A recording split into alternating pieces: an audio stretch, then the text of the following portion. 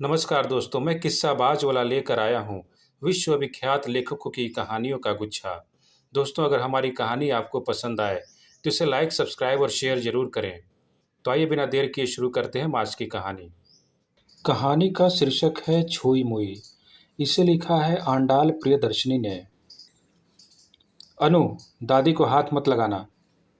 बच्ची की पीठ पर पड़ी धौल पद्मावती के तन में गहराई से उतर गए। कमबख्त कितनी बार कहा है, दादी के करीब मत जाओ, उन्हें मत छुओ, उनके ऊपर मत लेटो, खोपड़ी में कुछ जाए तब ना। जिद जिद 3 वर्ष की है, पर जिद तो देखो। क्रोध के आवेग बच्ची के सिर पर एक घूंसे के रूप में पड़कर ही थमा। दर्द से छटपटाती अनु चीखती हुई रोने लगी। पद्मावती घबरा गए। उनका मानना था कि बच्चों को बेतरह पीटना, घूंसा मारना आदि पाशविक कृत्य हैं। वे कहती, बच्चे फूल के समान होते हैं, खुशबू बिखेरते हैं, मन को विभोर करने वाला सुनाद होते हैं, बुजुर्गों से ज़्यादा पवित्र और शुद्ध आत्मा वाले। बच्चों को देखकर ही कम से कम बुजुर्ग सुधर जाएं, इसलिए इन छोटे देवताओं को ईश्वर ने धरती पर भेजा है। कौन समझता है इसे? हाँ, ये देखो रेवती का भड़कता गुस्सा, अनु की कैसी दुर्गति बना रहा है। पद्मावती के मन में दुख का आवेग उमड़ने लगा। मेरी खातिर बेचारी कोमल जान मार खा रही है, गलती तो मेरी है ना। हे भगवान! होठों को भींच कर मुंह बंद कर रुलाई रोकते हुए उसने ईश्वर से विनती की। अनु जोर से रोने में असमर्थ हिचकी लेती रही। हुश, आवाज नहीं आनी चाहिए। आंख में एक बूंद आंसू ना आने पाए। ले इसे खा ले, नीचे मत गिराना। No crying. रेवती बड़बड़ाई और कटोरी में दही भात और चम्मच अनु के हाथ में पकड़ा दिया। भराए गले और आंखों में रुलाई को भीतर ही रोकते हुए अनु कटोरी हाथ में लेकर स्वयं ही डाइनिंग टेबल के पास जा कुर्सी खींच बैठ गई और चम्मच से भात ले बड़ी मुश्किल से खाने लगी। बेबस लाचार आंसू बहाती पद्मावती के मन में बच्ची को गोद में बिठाकर चिड़िया की कहानी सुनाते हुए उसके कोमल मुंह में भात डालने की इच्छा बलवती हो उठी। आपाद मस्तक तन तड़प उठा। छू नहीं सकती, छू देगी तो प्रलय मच जाएगा, ज्वालामुखी फट पड़ेगा, घर युद्धस्थल में बदल जाएगा। पर क्या करूं? पद्मावती कर ही क्या सकती थी। अनु ने खाना खत्म कर लिया, सिंक में कटोरी डाल हाथ मुंह धो लिया। Go to bed Anu, sleep. Revati का आदेश सुनाई पड़ा। अनु बैठक में एक कोने में लुढ़क गई और बैठक के अंतिम छोर पर बने छोटे कमरे में बैठी दादी को तरसाती निगाहों से निहारती रही। अनु के लिए तो दादी ही सब कुछ थी। सुबह आंखें खुलते ही, दादी अनु जग गई है, भोर की उजली मुस्कान सहित कहती। दांत साफ कर दो दादी, मुंह कुल्ला करा दो दादी, खाना खिला दो दादी, गोद में बिठा लो दादी। इस प्रकार दादी की छाया बन उनसे चिपकी रहती थी। सोते समय तो दादी का साथ उसे अवश्य चाहिए था। दादी की नरम गोद में लेटी हुई उनकी उंगली थामे एक और करवट ले, गाना सुनाओ दादी कहकर गाना सुनते हुए पल भर में सो जाती।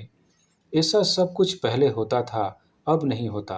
अब तो पद्मावती को उस छोटे कमरे से बाहर आने की इजाज़त नहीं थी और अनु को भीतर जाने की मनाही थी। उस कमरे के बाहर भी किवाड़ था। बाहर निकलना हो तो वहीं से जाना पड़ता। कमरे में ही गुस्सल खाना, स्नान गृह, खाने की प्लेट, कॉफ़ी के लिए गिलास, पानी का नल, दरी, तकिया, चादर, छोटा रेडियो और पोर्टेबल टीवी लगा दिया गया था। उस कमरे का किवाड़ बाहर सिट आउट में खुलता था। अपने कपड़े खुद धोकर सुखाने पड़ते थे। स्टूल पर बैठे सड़क की चहल पहल देख सकती थी। जो चाहे करने की आज़ादी थी, परंतु कमरे से बाहर निकल इस तरफ आने पर प्रतिबंध था। सुबह से लेकर रात सोने तक यह 8 फीट लंबा कमरा ही सब कुछ था। केवल घर ही नहीं परंतु जीवन भी कारागार बन गया था। महरी भी कमरा झाड़ने पोंछने नहीं आती थी। बाहर के किसी व्यक्ति को देखे बिना महीनों गुजर जाते। मानो स्पर्श के लिए तरसते हुए कई दिन बीत जाते। अब तो स्पर्श की अनुभूति ही मिट सी गई थी। छप छप छप अनु के अंगूठा चूसने की आवाज़ कानों में पड़ी। पद्मावती का मन भर आया। मन हुआ कि जाकर उस नारियल के पौधे को गोद में सुलाकर उसके कटे छोटे बाल सहला दूं। रोएं समान कोमल एड़ियों को गोद में रख धीरे धीरे सहला दूं। उस कोमल लता को भींच कर सोने का मन चाहा, पर पर यह कैसे संभव होता। लगा दुख से छाती फट जाएगी और पद्मावती वेदना से छटपटाने लगी। मेरी पोती है अनु, मैं उसे छूना चाहती हूँ, पर उसकी छटपटाहट रेवती के कानों में नहीं पड़ती। स्पीकर फोन पर अमेरिका की लाइन। मैं बोल रही हूँ। अनु ठीक तो है ना? माँ, माँ की दयनीय स्थिति के बारे में तो मैंने लिखा था। पढ़ा था। विश्वास ही नहीं होता। दुर्भाग्य, दुर्भाग्य या कपट। बदबू आती है। I can't manage any more. मैं उसे अब बर्दाश्त नहीं कर सकती। प्लीज़ डार्लिंग, 4 महीने में मैं आ जाऊंगा और समस्या का हल ढूंढ दूंगा। माँ है क्या? फ़ोन उन्हें दो ना। चुप रहिए, कहने को कुछ नहीं है। बंद कीजिए फ़ोन। रेवती क्रोध से फुफकारती हुई बच्ची को गोद में लिए बेडरूम में गई और जोर से किवाड़ बंद कर दिया। दोबारा बाहर आई। वैसे ही मेरी कोई सहेली घर नहीं आना चाहती। होम में जाकर रहने को कहती हूँ तो मानती ही नहीं है। क्या आप भी चाहती हैं कि हम लोग भी यह कष्ट भुगतें? क्यों? यह बदला लेने की प्रवृत्ति क्यों? मैं दूसरा घर ढूंढ लेती हूँ। आप इस घर में खुशी से रहिए। मैं कल ही चली जाती हूँ। यही एक रास्ता है। दीवारों और हवाओं को सुनाते हुए रेवती बड़बड़ाने लगी। उसकी चिढ़ भी हाल ही में बढ़ी थी। पहले तो दोनों बड़े प्रेम से रहती थीं। सास बहू जैसे थोड़ी ही रहती हैं। अपनी बेटी से भी शायद कोई इतना प्यार करता होगा। लोग उन दोनों के बारे में ऐसा कहते थे। पता नहीं किसकी नज़र लग गई। पहले दोनों साथ साथ घर सजाती थीं, नए नए पकवान बनाती थीं। रेवती की काइनेटिक होंडा पर बैठकर पार्क, मंदिर, प्रदर्शनी, समुद्र तट आदि सभी स्थलों की सैर करने जाती। क्लब की मीटिंग 6 बजे खत्म होगी। वहीं रहिएगा, मैं पिकअप कर लूँगी। रेवती अपनी सास से कहती और ठीक 6 बजे पहुँच भी जाती थी। होटल चलकर कश्मीरी नान खाएं सासू माँ? हाँ हाँ, क्यों नहीं। माँ, मैं आइसक्रीम लूँगी। तीनों अन्ना नगर के चतुरा रूफ गार्डन जाते। बजाय जल्दी जल्दी खाना खाने के पौना घंटा बैठे आराम से खाते पीते। घर लौटने पर पैर फैलाकर सुस्ताते, टीवी देखते, संगीत सुनते, कैरम खेलते। खूब मजा लेने के बाद 12 बजे के करीब सो जाते। ये बातें पिछले जन्म की लगती हैं पद्मावती को अब। 6 महीने पहले शुरू हुई थी दूरदर्शा की यह कहानी। नारी निकेतन की संचालिका ने उत्साहपूर्वक कहा था, हमारा यह संगठन बहुत मशहूर हो गया है। आप लोग जानती हैं ना? हाँ हाँ, पत्रिका में फ़ोटो देखी थी और इसके बारे में पढ़ा भी था। जिन जिन लोगों ने जोश में काम शुरू किया, सब किसी न किसी बहाने पीछे छट गईं। परंतु पद्मावती बोली, कोई बात नहीं, मेरा बेटा विदेश जा रहा है, मेरे पास वक्त बहुत है, मैं करूँगी। इन लोगों की मदद ईश्वर की सेवा करना होगा। उसने सच्ची निष्ठा से इन लोगों की सेवा की। उनका शरीर पोंछना, कपड़े बदलना, कहानी सुनाना, भय दूर भगाना, फूल काढ़ना आदि सिखाते हुए जब उनकी मदद करने लगी, तभी समस्या शुरू हुई। आश्रम से घर लौटने पर बहू कहती, जाइए जाकर साबुन से अच्छी तरह नहा कर आइए, करीब आने पर उबकाई आती है। क्यों बेटी रेवती, मदर टेरेसा ने क्या क्या नहीं किया। इनकी मदद करने वालों को ईश्वर फूल समान सुरक्षा करते हैं, चिंता न कर, कहकर हंस देती। पर सब बेकार, सब काल्पनिक हो गया। सच तो कुछ और ही हो गया। विश्वास टूट फूट गया। यह 8 फीट लंबा कमरा उसका सब कुछ बनकर रह गया। अब जब तक उसकी अंतिम क्रिया नहीं होती, तब तक यहीं रहना है। इस तरह के ख्यालों के कारण दुख और तीव्र हो गया और इस दुख के सागर में डूबते उतरते हुए सो गई। थाली में रखा भात पड़ा पड़ा सूख कर और कड़ा हो गया। सीट आउट में बैठे बैठे बाहर का नज़ारा देख रही थी पद्मावती। सुबह की धूप, सड़क पर तेजी से भागती गाड़ियां, बिना रुके तेज रफ्तार से भागते लोग, तेजी से भागती भीड़, इनमें किसी को यह बीमारी लगी होगी। मेरी तरह इनका हृदय भी विदीर्ण हुआ होगा। क्या अकेलापन के सोने सागर में ये भी मेरी तरह डूब उतर आए होंगे? पद्मावती ने सोचा। बगल के फ्लैट में रहने वाला भी तो कोई नहीं आता। उसकी ओर देख मुस्कुराते भी तो नहीं वो लोग। क्या मुस्कुराने से भी कोई बीमारी फैलती है? पद्मावती को लगा जैसे सारा संसार सुना सूखा कहने वाला और उजाड़ हो गया। मित्र भाव मिट गया है। अकेलापन, अकेलापन की आग जी को भी जलकर भस्म कर रही है। अपना कोई नहीं है। चारों ओर लोगों की भीड़ है, पर अपना आत्मीय कोई भी नहीं है। अकेलापन ही साथी है। सवेरा होते ही रेवती भी अनु को लेकर चली जाती है। रेवती ने अनु को क्रेच में भर्ती कर दिया है। आपको उसकी देखभाल करने की जरूरत नहीं है, मैं स्वयं ही छोड़ भी आऊंगी और ले भी आऊंगी। एक दिन बेलगाम जुबान से उसने यह शब्द उच्चारित किए थे। मेरी बेटी के लिए आपको कुछ करने की जरूरत नहीं है, उसे हाथ नहीं लगाएं, बस वही काफ़ी है। आपकी शुक्रगुजार रहूंगी। घाव पर शूल चुभोते से लगे रेवती के शब्द। बच्ची है, वह तो नासमझ है, पर बुजुर्गों की अकल भी क्या मारी गई है? बच्ची की आपको जरा भी परवाह होती तो क्या आप उसे छूकर बातें करती? नरक याग में उन्हें भून रही थी बहू। क्या करूं, सोचने लगी पद्मावती। अगर मैं घर से बाहर निकलकर ना जाऊं तो खुद घर छोड़ देने की धमकी दे रही है बहू। शायद मुझे ही चले जाना चाहिए। रेवती तो कम से कम खुश हो जाएगी। 4 महीने में मेरा बेटा आ जाएगा। क्या तब तक स्थिति टाली नहीं जा सकती? इतने कम समय में कोहनी, घुटने, यहाँ वहाँ हर जगह नसें फूलने लगी थीं और गांठ पड़ने लगी थी। उंगलियों के पोर सुन पड़ने लगे थे। कान का बाहरी हिस्सा फूलकर हाथी के कान जैसा हो गया था। पद्मावती का रंग तो वैसे ही गोरा था, पर इस वक्त उस पर एक विशिष्ट चमक आ गई थी। स्किन बायोप्सी टेस्ट की रिपोर्ट आज आने वाली थी। शाम 3 बजे चर्म रोग विशेषज्ञ डॉक्टर नटराजन जी से मिलना होगा। बेकार बैठे बैठे जब चिढ़ होने लगी तो पद्मावती डॉक्टर के पास चल पड़ी। ऊपरी मंजिल से एक सफ़ेद मारुति कार, जिसका स्टीरियो ऊंची आवाज़ में बज रहा था, कबूतर समान फिसलती हुई कार के पास आकर रुक गई। इस संकरी गली में गाड़ियों का आना जाना लगा रहता है। अरे यह तो मालती की गाड़ी है। हाँ, बिल्कुल उसी की है। गाड़ी से मालती के साथ ही महिला संघ की समस्त नारियां भी उतरी। शायद महिला की बैठक के लिए मुझे न्योता देने आई। उनसे मिले अरसा गुजर गया। मालती, उत्सुकता भरी आवाज से पद्मावती ने पुकारा। मालती सिर उठाकर ऊपर देखा। घर आओ ना, बात करेंगे। आऊंगी। आवाज में नफरत की झलक थी। मामी ठीक तो हो? कोरस के रूप में आवाज उभरी। कई अर्थों का प्रतिरूप आवाज। किवाड़ खोलकर इंतजार करना व्यर्थ हो गया। मक्खी मच्छर भी नहीं फटका। ये लोग पहले झुंड में आते थे। पद्मावती की उंगलियां पहले बहुत पतली थीं, फूल के समान कोमल और नरम। हाथ रुई के समान थे, अब तो मुड़ने लगी थी। केवल उंगलियां ही नहीं, वरन उसकी जिंदगी भी। पद्मावती सबसे प्यार से मिलती, अपनेपन से बातें करती और आत्मीयता से पेश आती। मैं माँ हूँ, धरती के सभी लोग मेरे बच्चे हैं। उनका व्यवहार सबके साथ इसी तरह का होता था। अरे कनम्मा, यह मेरी बेटी है, यहाँ आ बेटी। उसके गाल सहलाती और नज़र उतारती। बच्चों की मदद करते समय उन्हें कतार में बिठाकर प्यार से सहलाकर हाथ थामे पढ़ाती। ये बच्ची बहुत दुबली है, साग खिलाओ, ये लड़की जल्दी ही बड़ी हो जाएगी। कितने लोगों का रोग उन्होंने अपने स्पर्श से दूर किया होगा।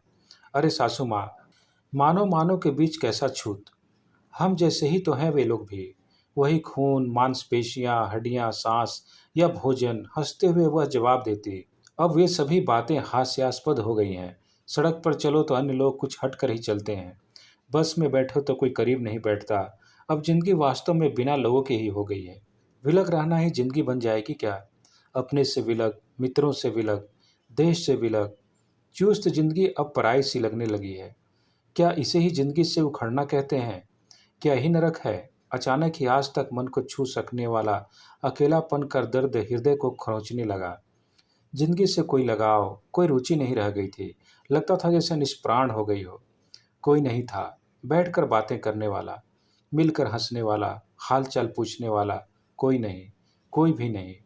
अन्नू को छूने का मन हो रहा था, गोद में लिटाकर प्यार करने का मन हो रहा था, पूरे घर में घूमने का मन हो रहा था, सारे कमरों को छान मारने की इच्छा हो रही थी, खूब स्वादिष्ट भोज्य पदार्थ बनाने का मन चाह रहा था, स्वच्छंद घूमने फिरने का मन हो रहा था। स्वतंत्रता चाहिए, इच्छानुसार जीने की स्वतंत्रता। पर यह तो असंभव है। सीढ़ियां उतरकर नीचे आई, बाहर कोने में खड़ी रही। 4:30 बज रहे थे। अनु के आने का समय हो गया था। आंखों में भर कर ले जाना चाहती थी। अनु बड़ी होकर प्रसिद्धि प्राप्त कर लेगी तो क्या ये लोग उसे सूचित करेंगे? दादी को पोती के लिए कुछ देने देंगे? फूल की तरह विहंसती पोती को देखने देंगे? उसका माथा चूमने देंगे? नजर उतारने देंगे? दादी! कैनेटिक होंडा घर के सामने रुका।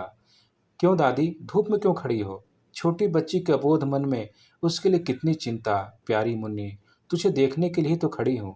कहते हुए पास जाकर नजर उतारने की इच्छा हुई। मत छुइयो इसे। तूफानी वेग से रेवती ने अनु को अपनी ओर खींच लिया। चलो अनु, शेरनी की तरह रेवती गरजी। मैं होम में जा रही हूँ। सच सच में? रेवती ने संतुष्ट नजर उसकी ओर फेरी। उफ, बला टली। अब जाकर चैन मिलेगा। अनु, दादी को टाटा करो।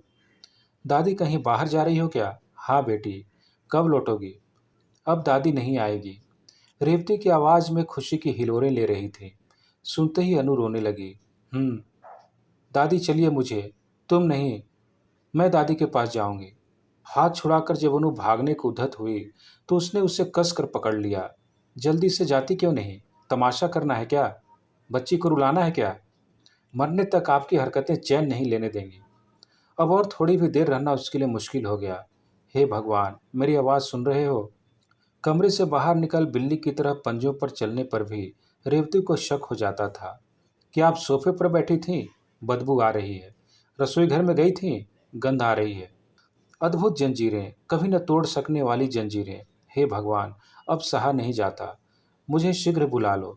भगवान की मूर्ति के सामने यह करुण क्रंदन करती, अकेलेपन की नारकीय वेदना ताली बजाकर मजाक बनाती, प्रेत की जिंदगी भी इससे बेहतर होती। सड़क उसकी हंसी उड़ाने लगी। घर लौटने में 4 बज गए। स्किन बायोप्सी टेस्ट पॉजिटिव था। पद्मावती निष्प्राण शरीर के लिए घिसटती हुई घर आई। ऐसी सजा क्यों? पुत्र, बहू, पोती, समाज सेवा जैसे छोटे से दायरे में निश्चिंत जी रही मुझे रिश्तों की समाधि क्यों मिली? अब मैं इस घर में नहीं रह सकती। घर छोड़ने का समय आ गया है। परिवार से अलग होना ही पड़ेगा। किसी को मत छूइएगा। होम में जाना ही बेहतर होगा। इस चिट्ठी को रख लीजिए। आज ही भर्ती हो जाइए। डॉक्टर ने भी कह दिया। अब चलना चलना ही होगा। मानवीय गंध, रिश्तों की गंध, पोती की गंध से दूर। यह भी तो एक सुरक्षित प्राणमय कब्र ही है। प्राण निकलने के बाद जमीन के नीचे कब? मन विचारों के सागर में गोते लगाने लगा। बुरे बुरे ख्याल आने लगे। 2 साड़ियाँ और 2 ब्लाउज थैले में ठूंस लिया। अनु की फोटो मिल जाती तो मन निश्चिंत हो जाता। फोटो तो छूने से अशुद्ध नहीं होगा ना। बच्ची की फ्रॉक मिल जाती तो अच्छा रहता। मौत के समय पोती की सुगंध मिल जाती तो उसके साथ निश्चिंत हो मौत को गले लगा लेती। जाने से पहले काश एक बार अनु को देख पाती, छू पाती, चूम सकती। जन्म सार्थक हो जाता। मैं चलती हूँ। बच्ची का ख्याल रखना। पद्मावती बिना पीछे मुड़े तेजी से आगे बढ़ गई। दादी, दादी, मैं भी तुम्हारे साथ चलूंगी। मुझे भी ले चलो दादी। अनु की चीख बढ़ती गई। छी, नादान, चुप रह। दादी के पास जाएगी। तुम चुप रहो। मुझे छोड़ो।